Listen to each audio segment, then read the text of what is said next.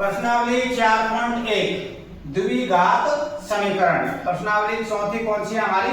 द्विघात समीकरण। द्विघात समीकरण किसे कहते हैं?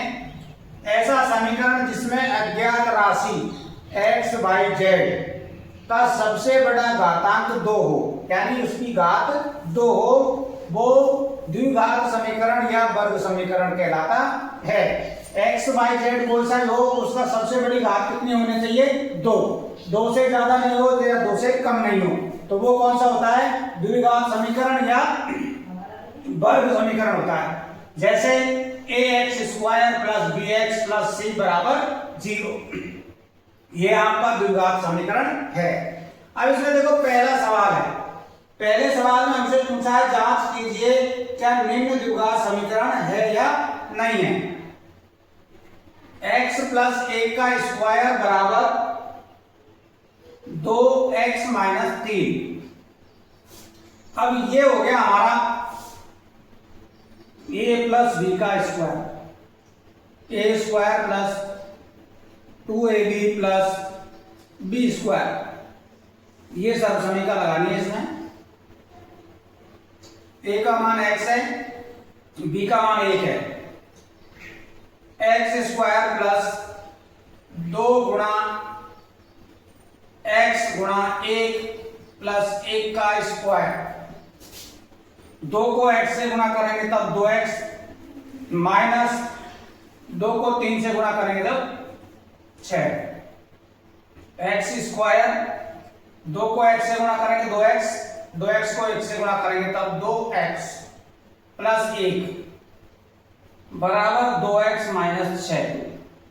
पक्षांतर कर लें इनका, 2x प्लस 1, 2x इधर आएगा तो माइनस में, और ये माइनस है तो प्लस में, बराबर 0। ये प्लस और माइनस कट गया, x स्क्वायर प्लस 6 और 1 7 बराबर 0। तो x की घात कितनी है यहाँ पर? 2। x की घात कितनी है? 2। तो यह द्विघात समीकरण है, यह द्विघात समीकरण है।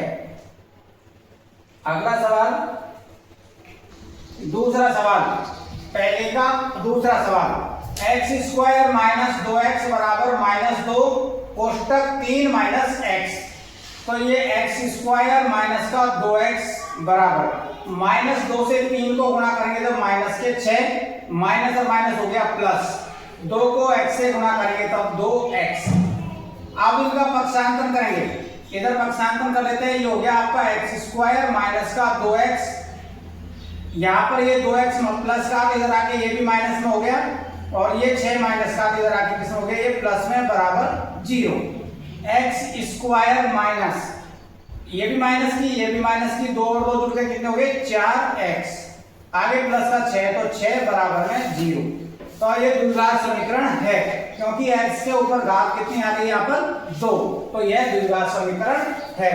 ये पहले का दूसरा सवाल, पहले का दूसरा। अगला सवाल है इसका पहले का 7वां सवाल। पहले का 7वां सवाल देखो, इसमें ये वाली सर्वसमीकता लगेगी a माइनस बी की घात 3। a माइनस बी की घात 3 बराबर होता है a की घात 3 माइनस b की घात 3 plus 3a square b plus 3ab square. ये इसमें हमको इस सर्वसमीकता का प्रयोग करना है, ये वाली सर्वसमीकता का प्रयोग हमको यहाँ पर करना है। तो ये देखा हमको यहाँ x की घात 3 minus 4x square minus x plus 1 बराबर। अब इसको हमको इस रूप में लिखना है, a की घात 3 यानी a का मान x है, तो ये हो गया x की घात 3 माइनस b का मान यहाँ पर कितना है? b का मान 2, b का मान 2 है तो यहाँ 2 लिखेंगे, और घात 3 है तो 3 लिखेंगे, प्लस का चिन्ह है तो प्लस 3 का 3। a का मान कितना है यहाँ पर? a का मान x है तो यहाँ पर लिखेंगे x स्क्वायर हो गया, और b का मान कितना है? b का मान लिखेंगे यहाँ पर हम माइनस का 2, b का मान लिखेंगे हम माइनस का 2, तो ये माइनस का 2। आगे फिर 3, a का मान x है तो x गुणा b का मान माइनस 2 है तो माइनस का 2। लिख दिया इस रूप में हमने, a की घात 3 b की घात 3, 3a square b, 3ab square. इस रूप में हमने इस सवाल को लिख दिया। x की घात 3 minus 4x square minus x plus 1 बराबर x की घात 3 माइनस 2 को 3 बार गुणा करना है, -2 गुणा -2 गुणा -2, 3 घात है और 3 बार 2 दूनी 4, 4 दूनी 8, चिन्ह माइनस का ही रहेगा, फिर यह माइनस का चिन्ह हो जाएगा। 3 को 2 से गुणा करेंगे तब 6x स्क्वायर का x स्क्वायर, आगे देखो 2 को गुणा 2 -2 गुणा -2 करेंगे प्लस का 2 प्लस का 4, 4 को 3 से गुणा करेंगे तो आएगा 12 और x 12x। सबका एक साथ पक्षांतरण कर लेते हैं। x की घात 3 minus 4x square minus x plus 1, पक्षांतरण करेंगे तो ये यह माइनस का हो गया, x की घात 3 8 हो गया प्लस में, और ये भी प्लस में हो गया 6x स्क्वायर और 12x हो गया माइनस का 12x और बराबर में 0। ये प्लस और ये माइनस का कट गया। अब ये यहाँ पर ये तो माइनस का है और ये प्लस का, 6x स्क्वायर में से 4x स्क्वायर घटाएंगे तो आएगा 2x स्क्वायर और 12x माइनस का है और ये भी माइनस का, माइनस से माइनस जुड़ के कितने हो गए 13x, 8 भी प्लस का और 1 भी प्लस का, 8 रे कितने हो गए 9 बराबर में 0 बराबर 0। ये हो गया देखो आपका। अब ये द्विघात समीकरण है। देखो हमको x की जो घात है वो 2 होनी चाहिए, तो यहाँ पर x की घात 2 है तो यह द्विघात समीकरण है। यही पता करना यह द्विघात समीकरण है या नहीं है, तो यह द्विघात समीकरण है। ये याद रखना आपको, ये सर्वसमीका का प्रयोग करके इस सवाल को करना है, ठीक है। सवाल नंबर 2 का पहला सवाल नंबर 2 का पहला सवाल है आयताकार भूखंड का क्षेत्रफल, आयताकार भूखंड का क्षेत्रफल ये दे रखा है हमको 528 मीटर स्क्वायर। तो क्षेत्र की लंबाई और चौड़ाई के दोगुने से 1 अधिक है। तो सबसे पहले हमने मान लिया, माना चौड़ाई बराबर x, चौड़ाई x मान ली तो लंबाई क्या हो जाएगी, लंबाई उसने बोला है चौड़ाई के दोगुने से, चौड़ाई का दोगुना क्या हो जाएगा 2x, दोगुने से 1 अधिक है तो इसमें कितना लिख देंगे 1। चौड़ाई x मान ली, फिर उसने बोला है कि लंबाई है वो इस चौड़ाई का दोगुना तो 2 से गुणा कर दिया और 1 अधिक है तो प्लस में 1 लिख दिया।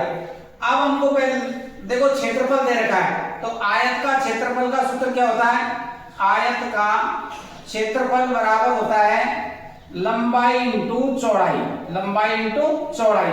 क्षेत्रफल का मान 528 रखा तो 528 लिख लिया, लंबाई का मान हमारे पास में 2x प्लस 1 है, 2x प्लस 1 गुणा चौड़ाई का मान x है तो x, 528 बराबर 2x को x से गुणा करेंगे तो 2x स्क्वायर प्लस x को 1 से गुणा करेंगे तो x, 528 का पक्षांतरण कर लिया तो 2x स्क्वायर प्लस में x माइनस 528, मान 528 बराबर 0। अब देखो इसको हमको गुणनखंड करना है, 528 को 2 से गुणा करेंगे, 528 गुणा 2 करेंगे तो ये आएगा आपका 1056। यानी कि हमको दो संख्या ऐसी ढूंढनी है, गुणा करने पर तो आए 1056 और घटाने पर कितना बचे 1, घटाने पर कितना बचे 1, तो वो संख्या कौन सी होगी आपकी 33 और 32। 33 और 32 को हम गुणा करते हैं तो 1056 आएगा, 33 में से 32 घटाएंगे तो 1 बचेगा। तो इसका गुणनखंड ये हो गया आपका 2x स्क्वायर प्लस में 33x माइनस 32x माइनस 528 बराबर 0। अब देखिए इन दोनों में से कॉमन क्या है, हमारा x कॉमन आया तो ये यहाँ पर बच गया 2x, इसमें से एक x कॉमन ले लिया, 2 का 2 x का x प्लस x कॉमन आ गया तो यहाँ पर क्या बचेगा 33, तो 33 लिख दिया, माइनस का चिन्ह है तो माइनस लिखेंगे। यहाँ पर देखो कॉमन आएगा हमारा कितना 16 का हमने भाग दिया 32 में 2 बार x का x, ये माइनस और माइनस है कॉमन ले लिया तो यहाँ प्लस हो जाएगा, 16 का भाग इसमें देंगे तो कितनी बार जाएगा 33 बार जाएगा बराबर 0।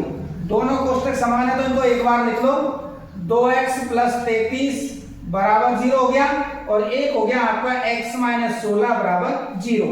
इसका पक्षांतर करेंगे तो देखो 2x बराबर हो जाएगा माइनस का 33 और तो x बराबर आ गया माइनस का 33 बटे में 2, जो कि लंबाई और चौड़ाई का मान नहीं हो सकता, माइनस में आ रहा है तो वो और बटे में संख्या है तो ये लंबाई का या चौड़ाई का मान नहीं होगा।